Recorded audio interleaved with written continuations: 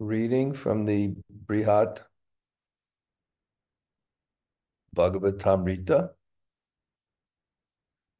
Book 1, Chapter 5, Text 58. Om Namo Bhagavate Vasudevaya. Om Namo Bhagavate Vasudevaya.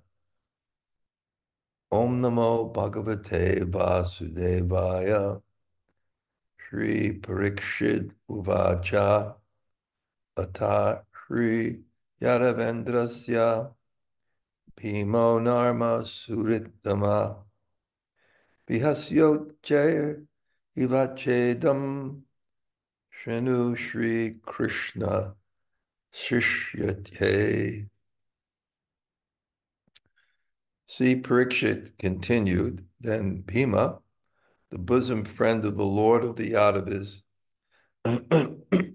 laughed loudly and said, "Please listen, my dear disciple of Sri Krishna." Purport. The word narma denotes natural joking between intimate friends.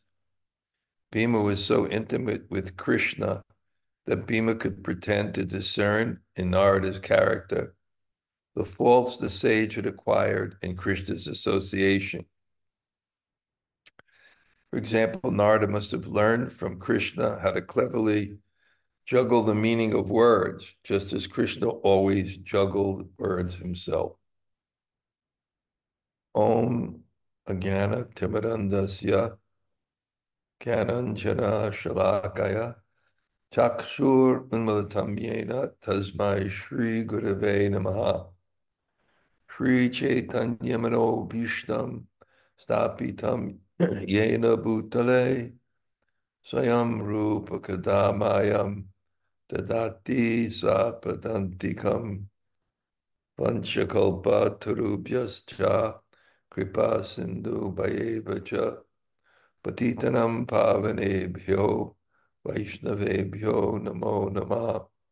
Shri Krishna Chaitanya Prabhu Nityananda Shri Advaita Gadadhar Shivas Adi Gaur Bhaktavrinda.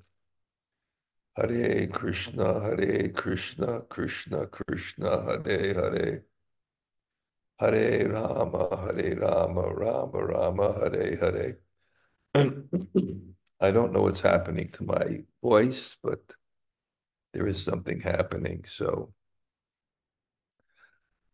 a quick context. We have all been following the story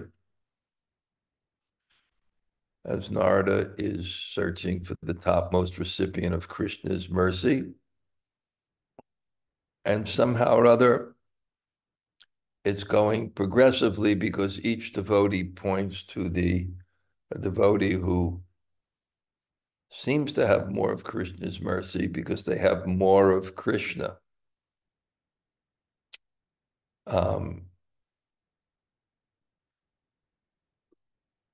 Any person gives himself in love. The greater the force of love, the greater the revelation of the person. And that revelation of Krishna is his mercy.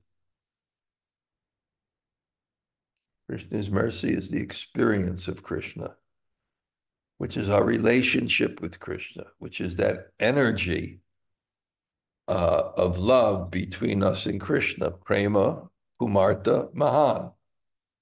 The greatest artha or value, prema pumarta, the greatest artha is love. So Hanuman Prahlad pointed to Hanuman because Hanuman was intimately serving Krishna, where Prahlad was just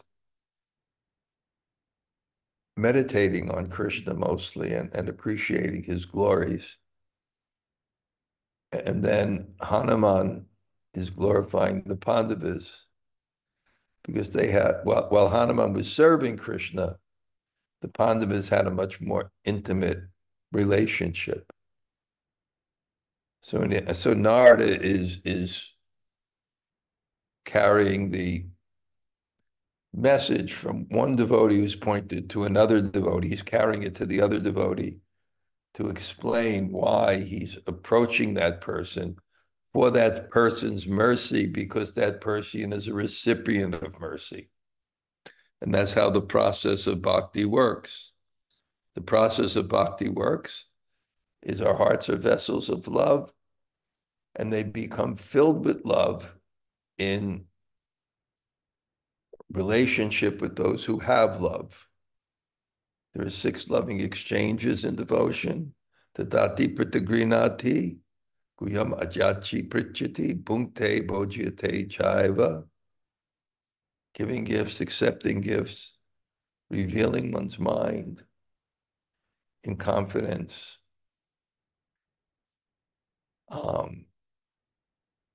explaining or teaching or learning, basically, giving prasad and accepting prasad.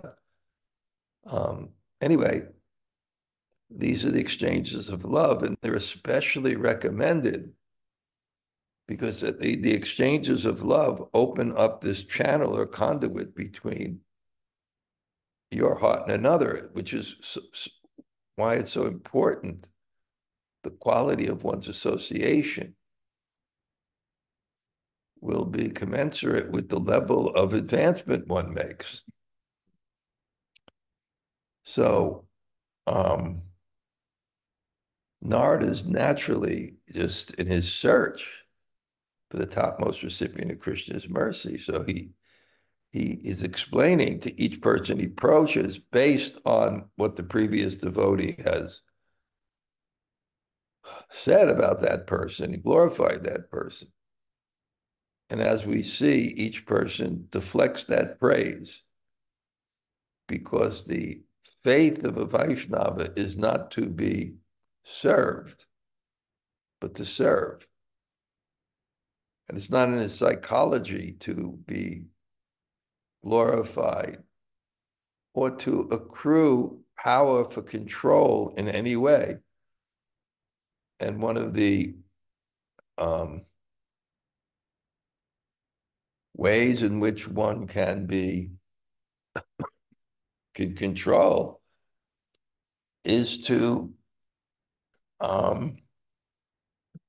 invoke appreciation and reverence for others.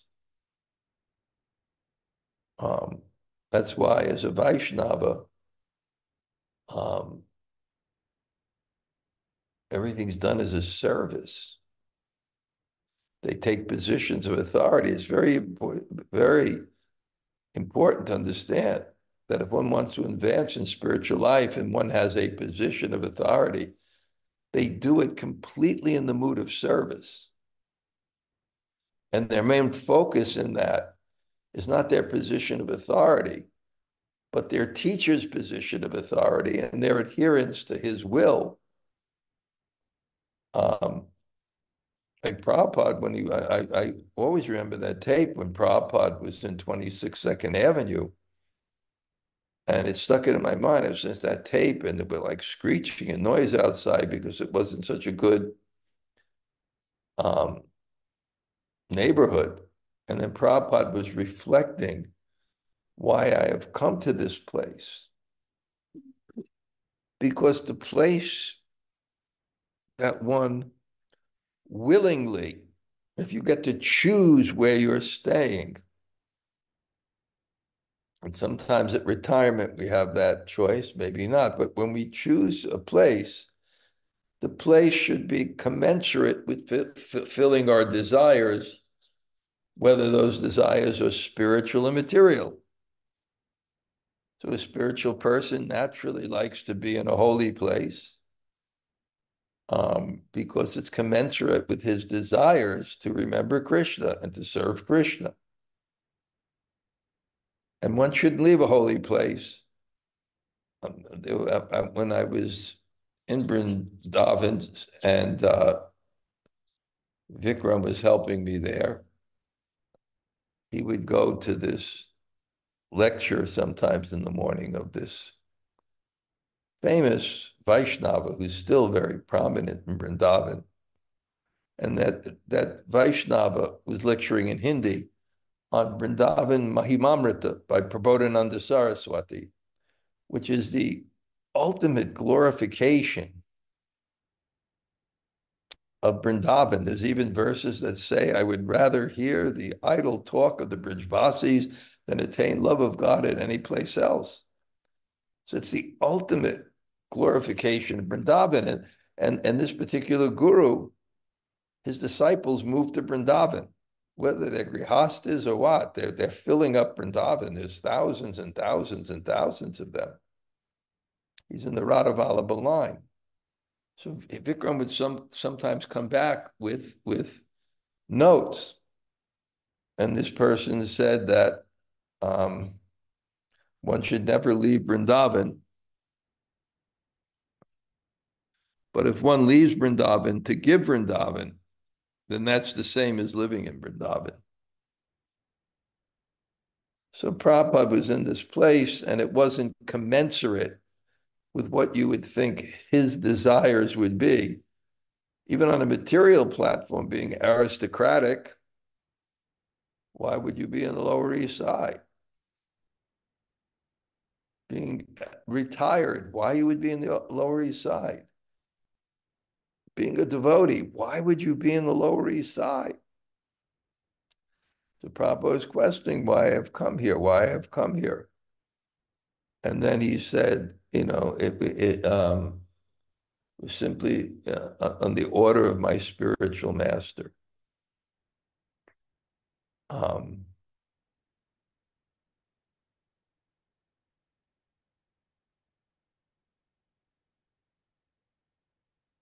Anyway, Narada is searching for that mercy, which is the best search. And he comes to the Hastinapur, and he's glorifying the Pandavas, specifically Yudhisthira, profusely. And then naturally, because I remember my point that I don't remember my point, that Yudhisthira, and we've gone over this, deflects the praise. Because his objective is not false ego to enjoy and control. So he doesn't need people to put him in a position of worship, nor does he want that. So it's a nice, natural, psychological condition of a real devotee who has faith. He has trust in an objective of service, not enjoyment, service, not control. So we see his heart, and then Yudhisthira rejects it. And because the mercy of the Pandavas is not just that there's mercy on one of them, but there's mercy on their whole family. It's like exceptional mercy. Prahlad can't say that. Hanuman can't say that. The Brahmin, it's the whole family that gets mercy. So he's not just saying Yudhisthira, but each one, from Yudhisthira to his mother, to all the Pandavas, they're each in the same mood because they're all pure devotees. And what is their interest? Anukulyena Krishna-nu-shīlanam. It's favorable for Krishna, not for themselves. They're completely focused on the pleasure of Krishna.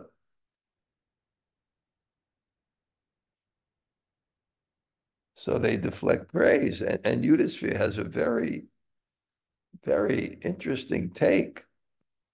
And we see again in that consciousness, it's just not selfish. It's just not self-centered.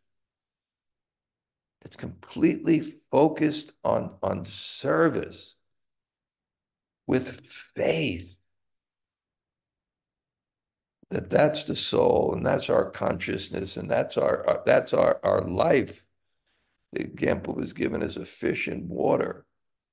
That's our real environment. That's what's our satisfaction. That's our duty. That's our love. And Yudhisthira has a very unique concern. His unique concern is not that he suffered. To him, that's not such an indication. That's not a reason for him to deflect mercy. Deflect praise as an object of mercy, because he can understand that. He can understand how difficulty may be mercy. But what his pain is the example it sets for others. That if others see that the devotee suffers so much, they may lose faith. They may lose faith. So that's his concern. He already has, and I would say, in terms of Yudhisthira, this deep conviction of his, I'm not worried about my own troubles. When you say, oh, you're the greatest Yudhisthira, you got mercy, I'm not going to deflect that and say I don't have mercy because I accepted difficulty. He knows that can be mercy, because that doubt of his was already cleared when he went to his grandfather, where he couldn't understand how that was mercy, because he suffered so much. And of course, that great scene that his grandfather, Bhīma, on the bed of arrows, was crying and looked at him and said, Jivatam nabahaitum, you don't deserve to live. Your pain was so great that more merciful for you would be less painful for you to die than live what you went through. And then Yudhisthira wanted that doubt cleared. He wanted that doubt cleared. How is that mercy? And Bhishma explained very, very clearly that what mercy is the elevation of consciousness. That's what real mercy is. The things that elevate our consciousness. And Bhishma told them how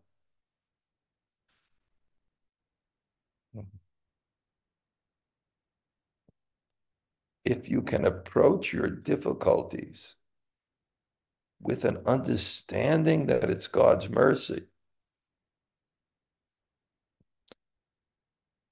and therefore respond to it in a way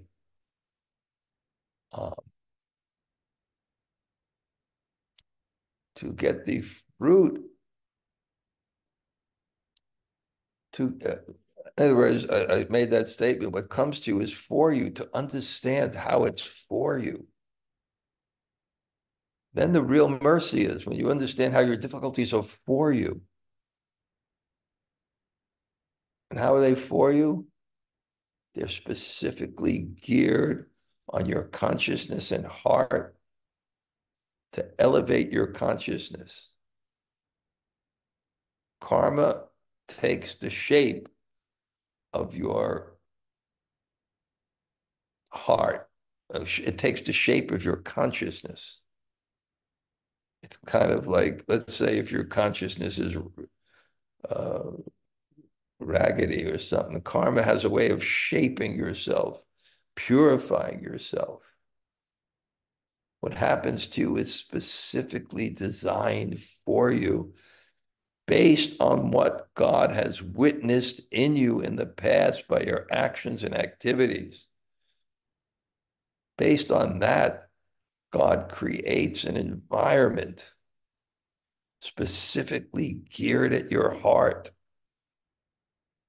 to remove the misconceptions that are fortifying the false ego and covering your soul from the light of God's love. So what Bhishma Dev said is, and Yudhisthira understood this, that if you respond properly, in humility, under guidance, with humility, under guidance, and appropriately. So if you respond with humility, appropriately, and under guidance, then a very wonderful thing will happen. You'll understand what that was for. If you understand what that was for, you'll understand why it was worth it and why it was mercy. So Yudhisthira, he understood this, but it was paining him that the common people wouldn't understand. And it was paining him so much, he could not understand how he was a recipient of mercy if the example of his life was so discouraging to others.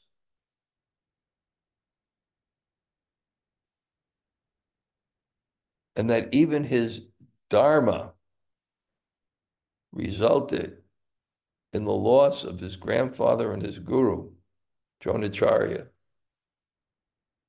And that was and then that's real pain. Real pain is to lose those in your life that play an important role in your life on different levels. Someone may play a physical level. They support you. An emotional level, there's a relationship with you. And you lose that, it's very, very painful. But the greatest pain is those who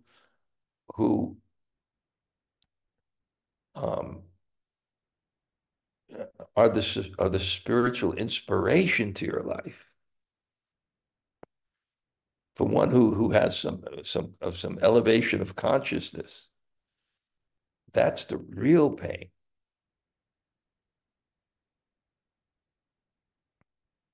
Anyway, so Yudhisthira deflects the plays. Now Bhīma, and Bhīma is described in narma-suhṛttamaḥ. Narma means joking, and it's put before Saka or Saki, between Gopi or Gopa, Narma Saki, Narma Gopa, or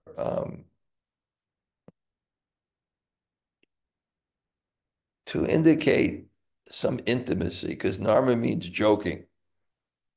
So it's someone who is very close that you can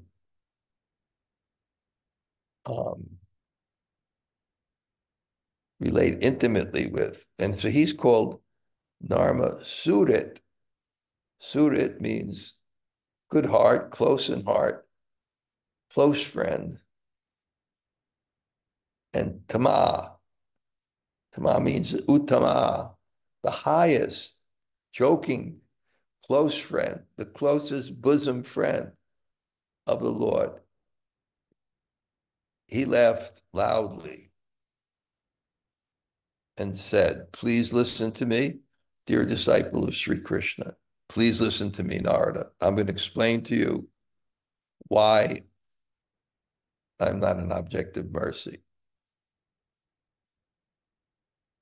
Amusha nirbodha charita varidhir mayadi hetosh chaturva bali goro pavartate va vavahara koshalam nakutra kim tan navayam pratima."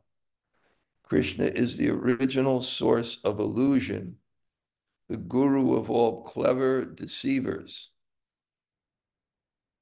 His acts are fathomless like an ocean. We have little faith in the many crafty things he does, says and does. Doesn't he have all sorts of motives? Purport. Maya means magic, and it also means material nature, the source of illusion in the created world. So the created world is an illusion. And what's the illusion? That things are separated from God, which is caused by our desire to have a sense of superiority. And that sense of superiority is destroyed in reality. Because you'll see in prema how everything's connected to God.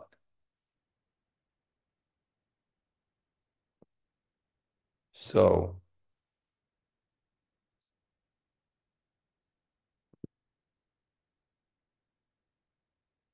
anyway, it's a very informal relationship with this is Bhīma is saying. Um, and we don't really know, he's saying, our relationship with Krishna. It's so informal, it's so joking. We don't know if we're really receiving mercy. We don't know. Śrī Parīkṣit uvāca. Shashokam avadan matas tato mama patamaha Krishna prana sukha Shriman Arjuno Nishravasam Bahu. Parikshit said, then, dear mother, my grandfather Arjuna. Parikshit's father is Abhimanyu, and Abhimanyu is the son of Arjuna. So therefore he says, my dear mother, my grandfather, Sriman Arjuna, the intimate friend of Krishna, dejectedly spoke, sighing again and again. So here he's described as the purport is going to say, Bhīma was Krishna's narma-suhṛttamaḥ, the Lord's bosom friend, but Arjuna was Krishna's prana-suhṛtta. And prana-suhṛtta means, that is, Krishna and Arjuna were dearer to one another than life. Prana-suhṛtta, your friend, which is your life, in such an extent that without your friend, you have no life. This is the gopis' mood, I explained many times, when they see Krishna and the Kali, a serpent. Krishna is our life. Govinda, in your absence, the world remains vacant. Krishna is my life. It's my meaning. Mat chitta, my heart. Mat gata, my goal. Mat chitta, my gata prana, my life.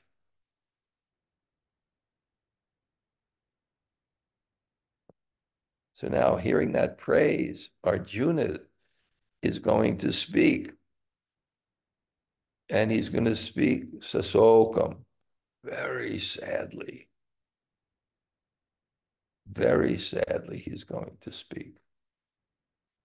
When he hears you are the topmost recipients of Krishna's mercy, he speaks very sadly. And why is he going to speak very sadly?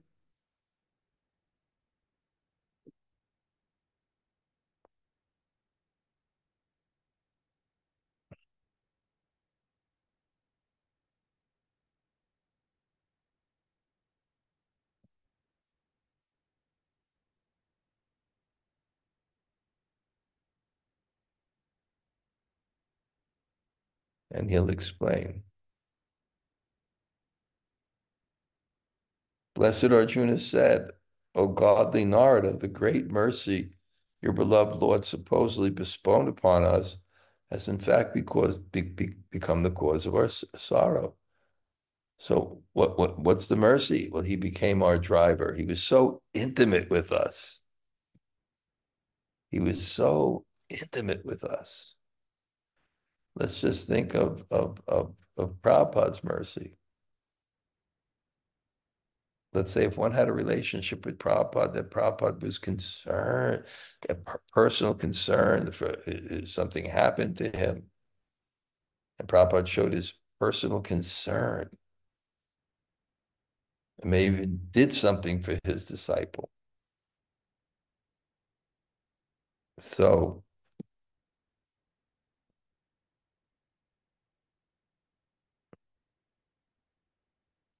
he's going to say,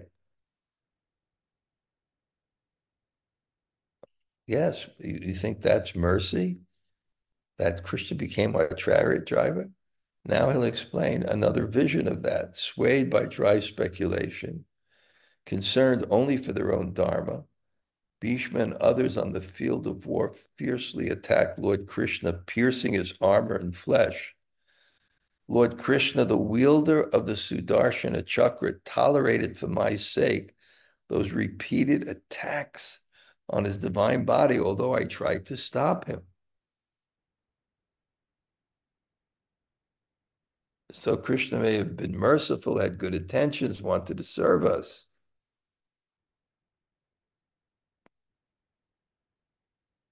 But it brought us great grief, and it's going to explain. In text 62 through 70, Arjuna explains how Krishna's good intentions often brought the Pandavas to grief. During the 18 days of battle of Kurukshetra, even though Krishna had promised to take up no weapons himself, warriors like Bhīma more than once attacked him. Because Krishna wanted Arjuna victorious at all costs, Krishna never turned away from these attacks, but repeatedly exposed to the danger of injury his tender body, more precious to Arjuna than his own, because he's pranasakhi. Krishna is his life. And when you love someone, you feel their happiness and distress. In the first verse of Vilap Kushmanjali, it says, Tvam Rupa Manjari Sakhi Pratita. It was questioning Rati Manjari,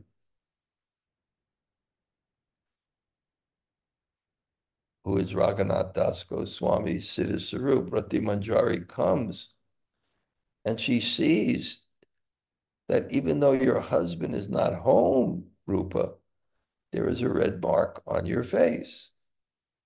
So the idea is that there's such it's called tad bhava icchamayi. It means that this type of love of these young gopis is their love is so much for Srimati Radharani that they feel even physically anything that happens to her. That's why it's called manjari, because manjari is the little flower on the tulsi tree. So if the tree shakes, the flower also shakes. That's why it's manjari.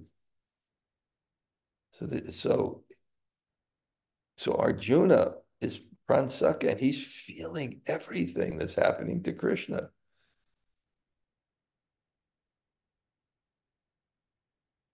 So he's saying, yes, he was my chariot driver, and that appeared to be mercy, but that was hell for us. And we have to understand on this platform what it's trying to describe is this is God's love. And what is God's love? What is that like? If there is a God, what is his love like? It must be infinitely sweet, infinitely beautiful, infinitely pleasurable, infinitely intense. So Arjuna has God's love. But therefore, he's, and God loves him, is reciprocating, but how does he feel when he sees that Krishna is being attacked to serve him? Bhīma and the others who tried to harm Krishna justified themselves on the grounds that they were following principles of righteous warfare. Pitri adiopi hantavya kshatriyena ranangame. On the battlefield, the Kshatriya should be ready to kill even his father or other relatives. But since Krishna is the aim of all true religious principles, the attacks on him were unrighteous. Arjuna says that the warriors who attacked Krishna did so because their understanding was dry and impersonal. They reason that since Krishna is the absolute truth, he cannot feel pain when pierced by weapons, so attacking him is not wrong. This means, Arjuna implies, that they were not pure devotees and had no real understanding of the sweet honey taste of Krishna's lotus feet. So Krishna, in love for his devotees, develops real needs for their love, to the extent it says in Bhakti Sandarbha, in worshiping the deity. If you have love for Krishna and you bathe him in cold water in the winter, he will get sick. If you don't feed him, he will starve.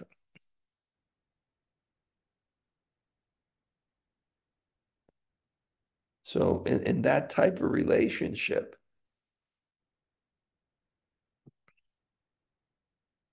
Krishna develops needs for the devotee's service. So it's really interesting. It's saying that these others, they had more of a uh,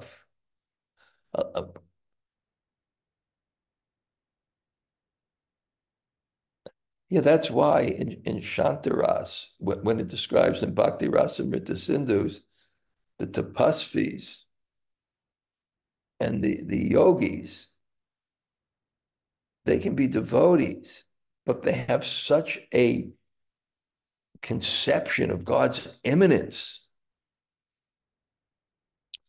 that there's no impetus to serve. And therefore, the force of their love is not as great. Yes, they sit, they meditate, they appreciate God's power, his grandeur, Aishwarya Gyan, but there's no need to serve. So here is saying, because they had that conception, oh, it's Krishna. Oh, it's my deity. He's God. If I don't feed him, there's no problem. If I don't put him to rest and I forget to put him to rest, there's no problem. But that means that the depth of relationship and reciprocation is not very strong.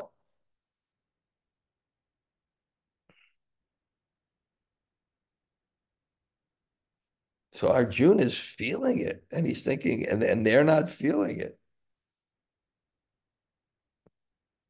The blows Krishna received in battle seemed to penetrate his skin and draw blood. The attacks were earnest and forceful enough to have been fatal for a human fighter. More likely, however, the so-called blood flowing from Krishna's transcendental body was actually perspiration, an ecstatic symptom of his compassion for devotees. Krishna's purpose was to show the world how much concern he feels for his devotees. Arjuna tried to dissuade Krishna from facing these challenges. He told Krishna, my dear Lord, since you promised not to join the fight, why are you advancing to kill Bhīma? Why are you accepting the blows of Bhagadatta and others while I am here to protect you? Speaking like this, Arjuna grabbed hold of Krishna's feet and tried to stop him from attacking Bhīma. Ultimately, Krishna's sweet will is supreme. He is Chakrapani, the wielder of the Sudarshana disc. With this eternal weapon, he could have effortlessly warded off all attacks and killed all opponents whenever he wished, but he bore the blows of various enemies just to increase Arjuna's fame.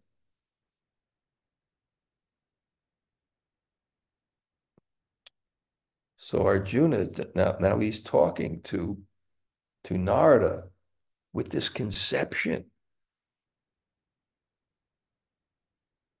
of Krishna actually suffering, actually taking those blows on his body out of service for him when he begged him not to, out of love.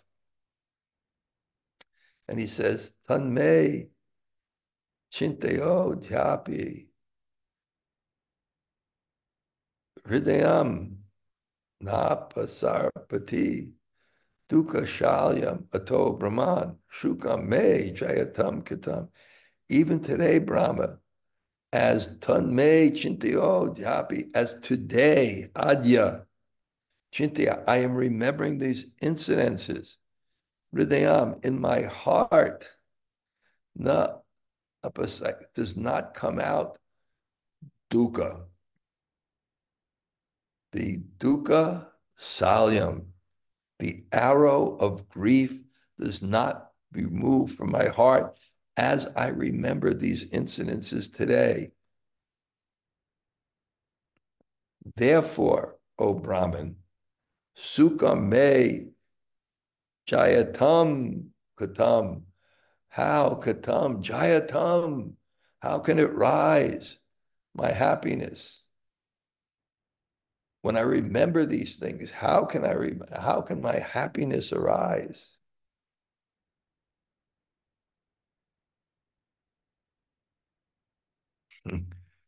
Karmana yena dukam syan nija priya janasyahi natasya charanam prate karunyasyapi lakshanam.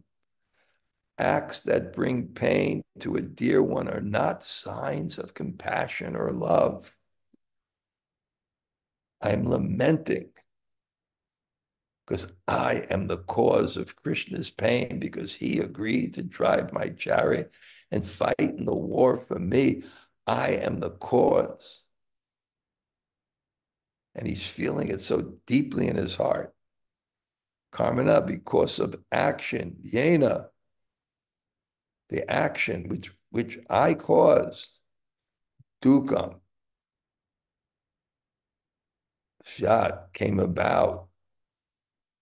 Nija priya janasya, nija, my own priyasya jana, my own dear person, I brought this happiness about. And therefore, he certainly, this behavior, priti, karunasya api, karanasya api, it is not the Lakshmana, it's not the sign of compassion or love. So how can you say, I am the recipient of Krishna's mercy? And if that mercy is our love, my actions brought pain to Krishna. So how can that be a symptom of love?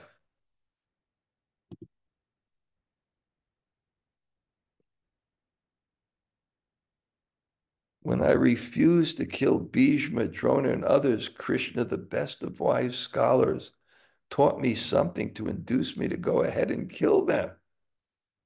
Hearing only the literal meaning of what Krishna taught may please dry scholars, but to us whose life and soul lies in glorifying pure devotional service, those instructions by the Lord give great pain.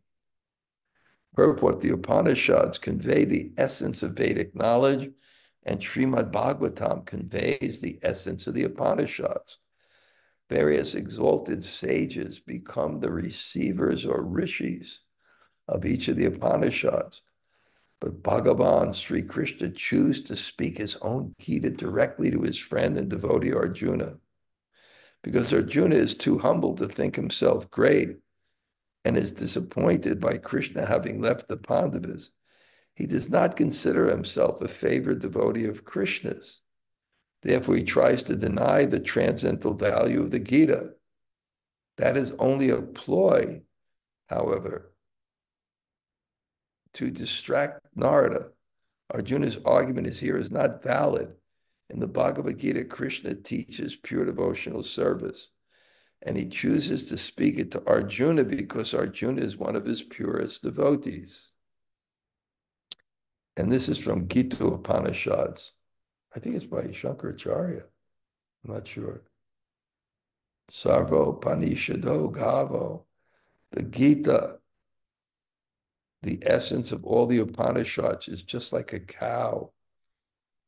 And Krishna, who is famous as a coward boy, is milking this cow. Arjuna is just like a calf, and learned scholars and pure devotees ought to drink that nectarian milk of Bhagavad Gita. So the Gita is like a cow, and Krishna is milking the cow. And Arjuna is the calf who's receiving that milk. And as when the calf gives milk, The calf drinks some of the milk, and the rest of the milk is by others. So what a beautiful analogy. The Gita is like a cow.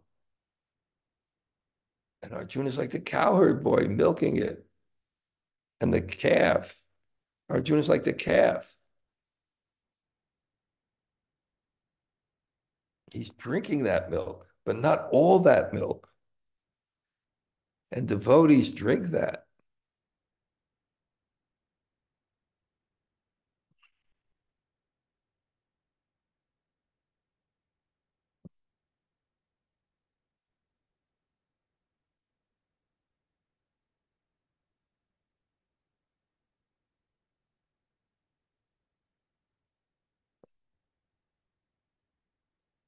Even carefully studying the import of those instructions has not made me any happier. Rather, his words only make me remember how he deceived me. According to all Vaishnava commentators, including Sridhar Swami, Ramanujacharya, Madhvacharya, Jiva Goswami, Vishwanath Chakravarti, and Baladeva Vibhushana, the purport of the Gita is that Krishna is the supreme truth and that the perfection of life is to serve him with devotion. But in the ecstasy of separation, Arjuna reads the purport otherwise. He thinks Krishna spoke these instructions just to trick him into agreeing to kill his teachers, Bhīma and Drona. Okay, I think I've gone about as far as I can go. Krishna's cut off the faucet of my realizations now. So we can have some reflections. Jamunajaya, if you're still there, you can start. Thank you, Raj. Yes, I'm still here. I'm just really loving this, that Krishna developed needs for us. And it's just so funny because last night I was on the altar and I was leaving Yoga Maya to go to Bhakti Center, and the trains were all messed up. And I'm looking at my watch, I was like, oh God, I can't be late for dinner. And so I hop in a cab. It's pouring rain. I get in the cab, and of course, the cab is like, and I'm tapping my toe, and the guy is saying, what's wrong? And I was like, I laughed to myself because what am I supposed to say to him? I have to feed God dinner now. You got to. But all I could think was like, I wasn't late. I made it. But I was like, oh my God, I'm going to be late giving Krishna dinner. You have to hurry up. So I was really Right. just loving Imagine that if you moment. just thought, anyway, he's God, he can eat it. Then no, he No, develops needs according to the devotion of the devotee. God actually develops needs. It's a so very beautiful, it says that, I know in the Bhakti Sandarbha about deity worship, that's God's beauty. He develops needs for our service. so nice. I Right. was so If he moved. didn't become hungry, then what is the devotion? Okay, that's nice, Jamunajaya. Haribo. Thank you, Raj. Anybody else? Gail, you usually have a question. Hare Krishna Maharaj. No, just relishing today. Okay. Thank you. Okay, I didn't make up anything today, so my class is not interesting. Okay. It was interesting. It was interesting. Love is always interesting. Okay. Okay, anybody else like to say hello? Hare Krishna Gurudev. Haribo. Thank you so much for those beautiful analogies. It's always charming my mind. That was one of the reasons why I really felt Krishna consciousness as my path, because all of those beautiful analogies, they are creating such a aesthetic pleasure in my mind when I'm listening to them. Like Arjuna is a calf and Krishna is a cowherd boy, and Bhagavad Gita. Yes, that's a beautiful one, right? It is. Yeah. Krishna's the cow. Arjuna's the cowherd boy. Yeah, Arjuna's the cowherd boy. Wait, how did it go? Bhagavad Gita is the cow, and Krishna is the cowherd. Bhagavad Gita is the cow, and Krishna is the cowherd boy, and Arjuna is the calf. And Yes. when the milk comes out, the devotees also agree. Yeah, that's nice. Okay, I'm looking for, I mean, I don't like to leave Govardhan, but it gives me some solace that we'll have one of those beautiful programs at your house, you know? We will try our best to console you. Okay. Okay, anybody else like to say hello? Hare Krishna Maharaj, this is Kamala Tarada. Hare Krishna Gurudev, Shyam Kishore Nice to Das. see both of you. Haribo. Hare Krishna. Thank you for How's the wonderful weather there now in Argentina? Sin el micrófono. It's No, it's good. it's good. It's the It's summer, good. right? No, it's summer, yes. Still summer. It's some. We have a Okay. few days that are chilly, but it's still summer. Okay, Haribo. Sorry. Hare Thank you Krishna. so much for class, Maharaj. I love this last Gita Mahatmya Yeah. analogy. It blew my mind. I really love it. Yeah, very good.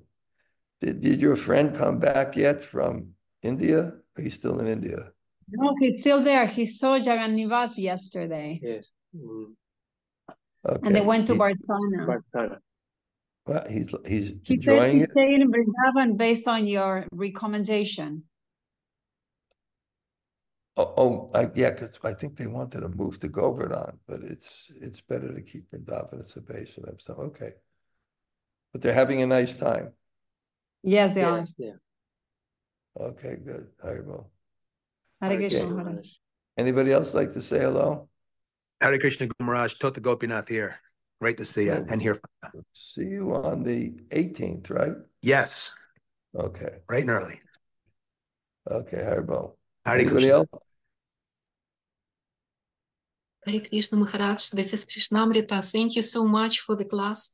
I love very much that Krishna's mercy is experience of Krishna, and this is love between the devotee and between Krishna. And I also love very much that giving Vrindavan is to live in it. Yes, thank you. Very good. Good. Anybody else? Hare Krishna Maharaj, thank you for class. It's wonderful to hear from you as always. We'll see you at Jai Shri Radhe's, hopefully. Yes, definitely. Okay. Be nice to all be together and create a Vrindavan mood, chanting and hearing. Yes, always. It's okay. Okay. I'm also going to have a program at Bhakti Bandhav at the end of April. So you can come down for that, and then maybe you can pick me up and drive me to Raghunath's or something. Yeah, I'll let you know. I'm working out the dates with Rasikananda Maharaj. Okay. Anybody else say hello? Hare Krishna Maharaj. Thank you for class. It's Ishvari. Ishwari, Haribo. Staying off screen. I'm a bit under the weather today. You're a little under the weather? Yeah, just a little. I'll be fine by tomorrow. I'll be fine by the time I come back. I'd like to see you. Okay. Thank you. Hare Krishna. Okay. Anybody else? Say hello. Hare Krishna Maharaj. Srila Govinda. I'm Bṛhad. Thank you for class. Okay. Thank you for coming to the class. Can't wait to see you. Tomorrow I'll head to Vrindavan. Oh, nice. Pick up the Waves of Devotion now have been printed finally. Nice. So I'll pick up my 50 copies. We'll bring a few of them back. Okay. Haribo. Haribo. Hi. Anybody else say hello? Hare Krishna Gurudev. Hare Krishna. Amala. I pray for peace. Haribo. I do. Okay. Anybody else? Hare Krishna, Guru Maharaj. Thank you very much for the class. Nice to see you there. Okay, you're feeling good now, right? I see your hands are folded without a cast. Yeah, it's much better. Yeah, it's much better. Okay. Thank you very much. Yeah, anybody else? Hare Krishna Maharaj, it's Yvette. Thank you so much for class. Okay. Yvette. Now, Yvette, where do you live? I live close to Bhakti-bandhav. Okay, I'll let you know when I have a program. Yeah. That'd be great if you can come. That'd be great. Thank you so much. Okay, Haribo. Anybody Haribo. else? Hare Krishna Maharaj, Śrī Rupa. Looking forward to Hey. you coming back. Yeah, okay. Be great. We'll have to organize that program at Bhakti Bandhav between you and Tot and a few people. We'll have some fun. I'll give you the Sounds dates. exciting. It does. We have to have some excitement. Okay. Haribo, anybody else? Hare Krishna Guru Maharaj, Bṛhad here. Bṛhad, I'll have to visit your place again too. Yeah, sometime We'll have a program, Guru Maharaj, with you. Okay, we'll do that. Okay, Haribo. Anybody else? Okay. I'm gonna head out now. Thank you all. Vanchakalpa Tarubhyascha Kripas.